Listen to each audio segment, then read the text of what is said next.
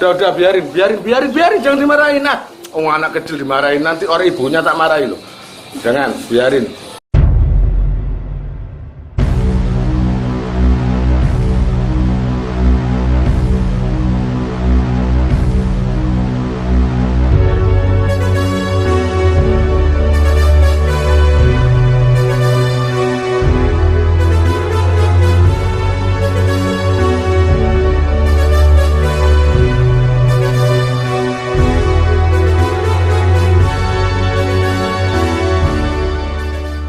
Ini kisah saya dikisahkan oleh ayah saya.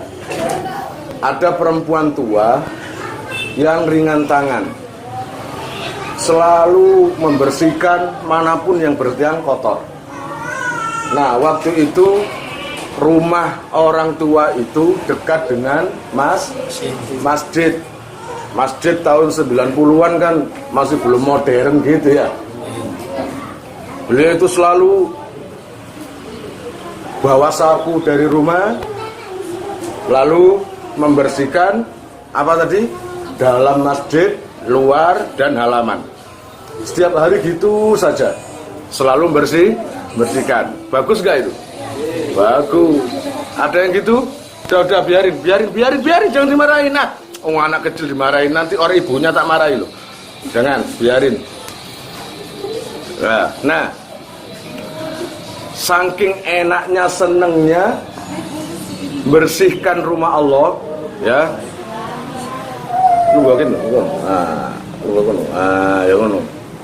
Nah, wes. Akhirnya bertambah tahun masjid itu maju. Kasnya banyak, dananya banyak. Kan otomatis kasihan dengan mbok tadi itu. Ya, mungkin ini kalau ada orang yang Madura, insya Allah ingat peristiwa ini tahun berapa dan namanya siapa.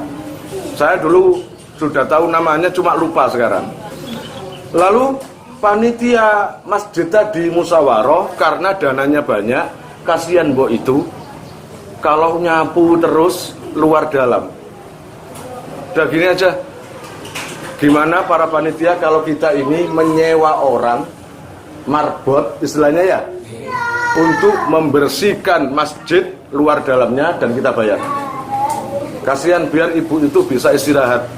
Gitu loh ya, bisa istirahat dan enggak merepotkan diri. Itu.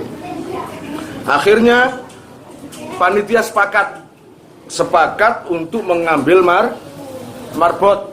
Marbot itu apa sih? Tukang jaga masjid. Akhirnya disapu sama marbot itu. Lah kemudian orang tua itu hari pertama ketika marbot itu membersihkan, datang ke masjid sambil lihat dalam, luar, halaman. Loh kok sudah bersih? Gitu ceritanya. Kok sudah bersih? Siapa tahu tadi ada yang nyapu, besok aja kalau gitu. Besok si ibu itu di pagi-pagi, jadi diperuput pagi nih, sudah bersih. Gitu loh. Loh kok sudah bersih, terus aku ngapain? Besoknya lagi datang ke masjid lagi, sudah bersih lagi. Akhirnya perempuan itu di teras masjid menangis. Jadi di teras masjid itu menangis, gak mau pulang. Otomatis para jamaah heran kan, Bu, kenapa sampai nangis? Ibu kan sudah enak sekarang, sudah banyak waktu yang luang untuk di rumah. Ini sudah dikerjain oleh marbot. Tambah nangis. Justru itu yang membuat saya nangis. Lalu pekerjaan saya apa? Gitu. Lalu pekerjaan saya apa? Udah Bu, sampean tak kasih uang aja Bu ya per bulan. Sampean tak kasih uang, gak usah lah sampean bersih-bersih. Tak kasih santunan. Kata panitia gitu ya. Panitia lah gitu. Takmir. Wah, panitia pada bazar ya. Takmir. Kalau orang mau nggak kayak gitu? Mau nggak? Jadi saya nggak kerja? Iya. Terus kasih uang? Iya. Mau nggak? Ya mau. Biasanya kan gitu toh. Ini enggak. Bahkan saya akan bekerja terus sampean nggak usah bayar saya. tolong jangan bayar saya, tapi tetapkan saya untuk membersihkan masjid. Wah, gimana Bu ya? Masjid ini sudah ada yang menangani, baik dalam, teras, dan halaman. Ya, itu tambah menangis. Tambah menangis. Lah maunya ibu gimana? Gini, kalau sampean pengen melihat saya nggak nangis lagi, nggak sedih lagi, tolong kasih bagian saya. Luarnya saja, terasnya saja, atau halamannya saja. Akhirnya ya Bu, kita akan rapat dulu. Akhirnya seluruh takmir dikumpulkan, diceritakan tentang si ibu tadi. Akhirnya keputusannya apa? Keputusannya gini Bu, menurut takmir, sampean dikasih bagian halaman. Langsung sujud syukurnya namanya ibu tua tadi. Alhamdulillah, terima kasih nak, terima kasih. Tolong jangan pernah membayar saya. Jangan pernah membayar saya. Dan itu sudah bertahun-tahun kayak gitu. Paham? Bertahun-tahun kayak gitu, dikasih tunjangan, dikembalikan, nggak mau. Dan kebetulan ibu itu anaknya sudah nggak ada, nggak punya siapa-siapa di rumah itu, sendirian. Makanya muji syukur kamu masih ada suami, istri, anak, ya itu. Nah akhirnya beliau sakit. Ketika sakit, beliau tetap melaksanakan tugasnya. Dalam kondisi sakit, melaksanakan tugasnya. Ini hari terakhir buat dia. Nggak ada orang pun yang tahu kalau beliau itu sakit, karena ketika beliau berhadapan dengan orang lain, dia dia kesampingkan wajah lesu, wajah pucat, atau wajah kelihatan sakit. Jadi orang lain melihat sehat kan, nggak taunya punya penyakit emah, entah emah atau apa yang sangat kronis. Habis terakhir bersihkan halaman masjid, pulang.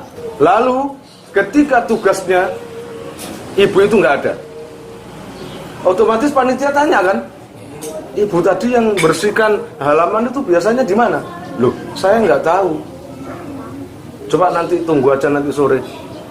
Sampai sore pun nggak ada. Akhirnya halaman masjid jadi kotor. Akhirnya ada yang bilang gini, ya udah kita sapu aja daripada kotor gini. Jangan. Nanti kalau kita sapu, kalau ibu itu datang terus nangis lagi gimana? Gitu. Ya udah kita tunggu sampai besok. Sampai besok pun nggak datang. Akhirnya para panitia sepakat untuk mendatangi rumahnya. Ternyata ketika didatangi rumahnya nggak ada yang jawab.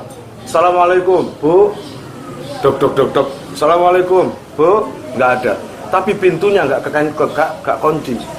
Begitu dimasuki rumahnya, ya, kemudian di kamarnya dibuka, terlihat ibu itu lagi sujud. Oh, sholat. Kita tunggu aja. Lama ditunggu di ruang tamu, nggak selesai. Ternyata ibu tua tadi meninggal dalam kondisi sujud. Akhirnya heboh, meninggal itu heboh. Ketika dikebumikan, yang namanya makbarohnya, kuburannya itu wangi, sangat wangi. Semua terkagum-kagum. Nah, setelah selesai dikebumikan, ada dua habaib jannah. Ada dua habaib yang malamnya setelah penguburan si ibu tadi ditemui Rasulullah bersama ibu tadi. Ya Rasul, sampean bersama ibu itu? Iya. Ada apa ya Rasulullah? Aku mencintai dia. Dia seperti saudaraku. Apa amalnya ya Rasul? Tanya aja sendiri sama ibu ini. Ini rahasianya. Beliau ketika membersihkan satu kotoran di masjid, baik itu kertas atau daun atau apapun kotoran, tidak akan mengangkat kotoran itu kecuali dengan sholawat satu kali. Jadi ketika ada kotoran, sallallahu alaihi Muhammad, sallallahu alaihi Muhammad, sallallahu alaihi Muhammad, sallallahu alaihi Muhammad. Setiap hari tahunan seperti itu, mengangkat kotoran didahului dengan sholawat satu kali. Dan itu tahunan. Dan Rasulullah pun akhirnya memberi syafaat terhadap ibu tadi.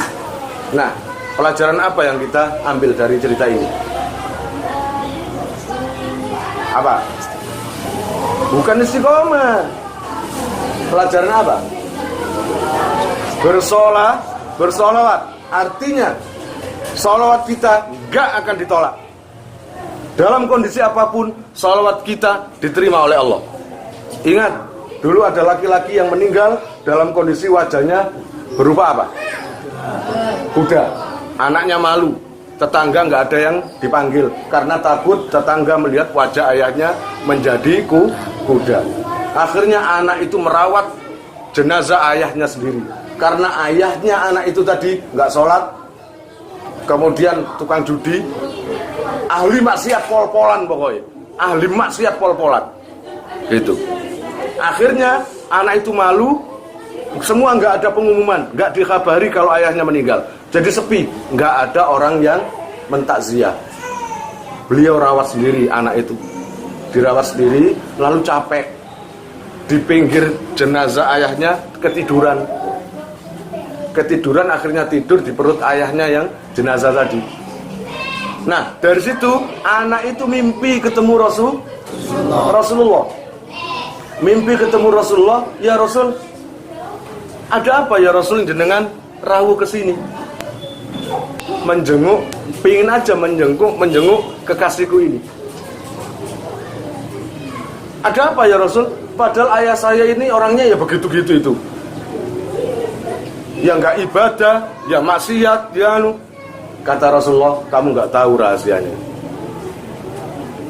Bener loh, kamu nggak tahu rahasianya. Suatu ketika aku didatangi oleh Jibril. Kata Rasulullah, ya Rasulullah, ya Muhammad, tahu nggak kalau si Fulan, ayah anak itu tadi loh, sekarang meninggal? Iya kah? Iya. Apakah sampean nggak ingin menjenguk? Ya iyalah, saya pasti menjenguk. Kata Jibril, sampean kok antusias sekali menjenguk orang ini. Rahasianya apa?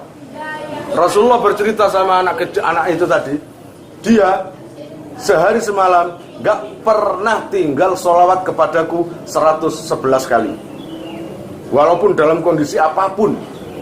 Dan ayahmu ini menjelang wafat taubatan nasuha, menjelang wafatnya, sebelum nyawa yang terakhir, nafas yang terakhir, beliau bersahadat. Ayahmu ini bersahadat, gitu loh. Maka ayahmu ini bersolawat padaku, maka keharusan bagiku yang ayahmu setiap hari menyapa aku, memintakan rahmat Allah padaku untuk diriku. Nggak baik kalau saya diam saja. Kalau bagi orang yang selalu mengingat aku, maka aku berdoa pada Allah, aku sampaikan kepada Allah, dan Allah mengijabah aku untuk mengampuni dosa-dosa ayahmu ini. Udah, kamu bangun, panggil keluarga tetanggamu, kata Rasulullah. Anak itu bangun, wajah ayahnya sudah berubah menjadi ayah yang asli dan berseri, mencorong wajahnya. Paham ya? Makanya jangan malas untuk bersolawat. Apapun itu, dalam kondisi apapun itu, solawat saja. Akeh duit, solawat. Sepi duit, solawat. Dalam kondisi apapun, solawat saja. Dah, aja. Assalamualaikum warahmatullahi wabarakatuh. Kalian jika mau nomor HP kalian tak simpan di memori HP saya, SMS aja ke nomor saya dengan mengetik nama asal, itu aja. Nanti saya save. Lalu nanti akan terhubung ke WA saya. Insyaallah akan ada pemberitahuan perkembangan tentang NR atau ada video baru atau apa. Biasanya saya umumkan di status WhatsApp ya. Buat para donatur, saya sangat terima kasih. Pasti dapat kiriman Fatihah dari pondok sini. Insyaallah barokahnya, manfaatnya akan sampai pada kalian dan menjadi jariah nanti, dan akan lestari terus sampai kalian meninggal itu nanti. Jangan khawatir, nama kalian tidak akan saya lupakan.